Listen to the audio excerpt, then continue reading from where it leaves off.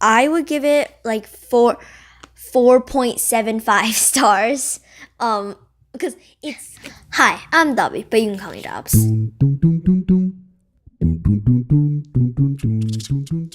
So today I'm reviewing The Girl Who Drank the Moon by Kelly Barnhill. So this is my first book that I read in 2019, and this is also the first book I'm reviewing. And I did really enjoy this book. That's why I chose to review it, because I really liked it. And this year I'm not going to review every single book, but yeah.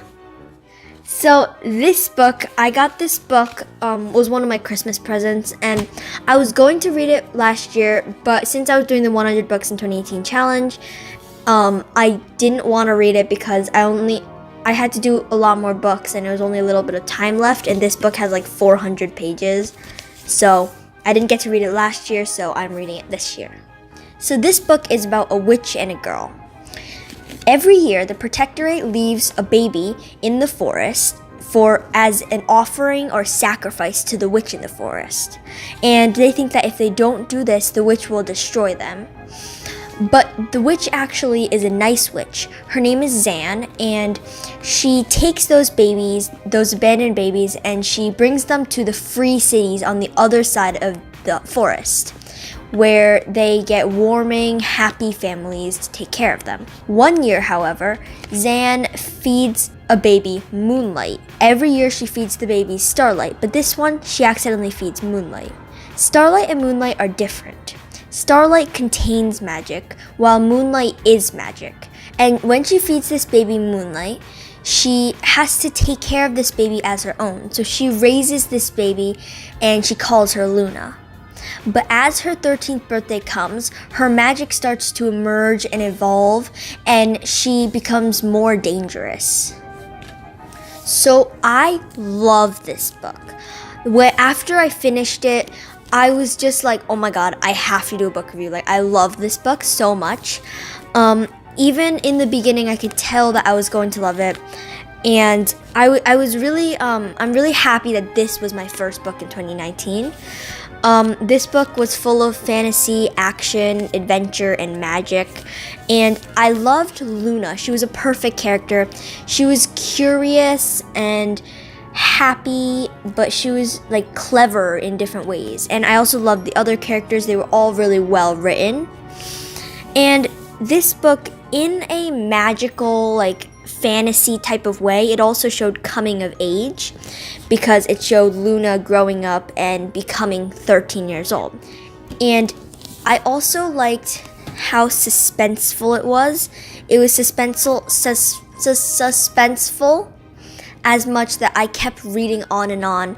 In the beginning, I read slowly, but then I started keep reading and reading as the book became more fast-paced. I think for me, this is a thing that I do when books are more fast-paced. I just go like flipping the pages. I'm like, but then when it's more slow-paced, I kind of try and read it slower, because it doesn't make sense to read a slow-paced book fast. So I really love how the author added plot twists and cliffhangers to this book. The cliffhangers made you want to read more, and the plot twists, they really surprised me sometimes. I was really surprised at some parts in this book. So all of it came together and made you want to keep reading on and on. So this book was a little bit lengthy. It has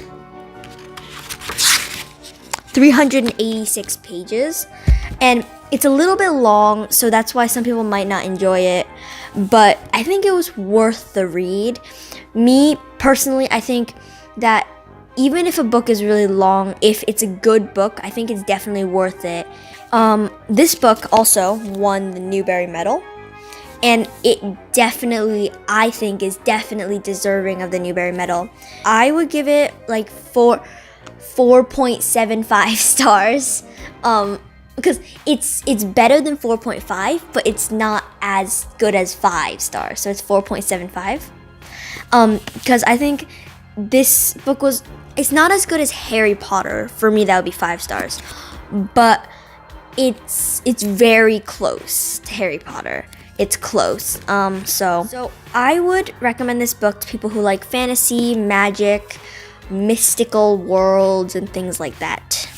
So that'll be the end of my book review. If you like this video, please like this video. And while you're down there, please subscribe for more content like this. Thanks for watching. I hope you enjoyed. Oh, you know what I forgot to say?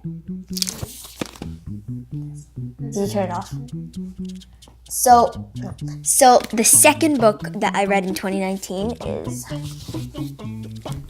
Goodbye Stranger, also by Rebecca Steed. And I could still see like connections with all their books, like same styles. And the thing with this book was that my mom read it before me, so I kept asking her questions about this book. But then I was like, what is this? Oh, no, actually don't tell me. So yeah. Oh, there's my Right Leg Hemingway book. I didn't know where I was looking for it last night. So at the Hemingway house, I got this Right Leg Hemingway. It's not by Hemingway, obviously, but it's good. It's a good book for authors and writers and people who like to write. And yeah, I had something else to say. I was gonna say something, but I don't know what it was. Okay, so recently I changed my account to a brand account. So I had this channel. This is like Call Me Dabz, and then I had the brand account, and I moved all of the stuff into my brand account.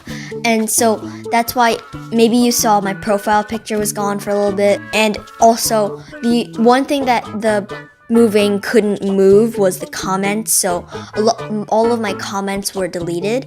So if you saw like my reply to your comment or my comment on your video is gone, that's why. And now, but with a brand account, there's a lot of more like features and things that I can do, so I think it's better. Yeah. 13th birthday comes. No. Which they think that no, let me restart.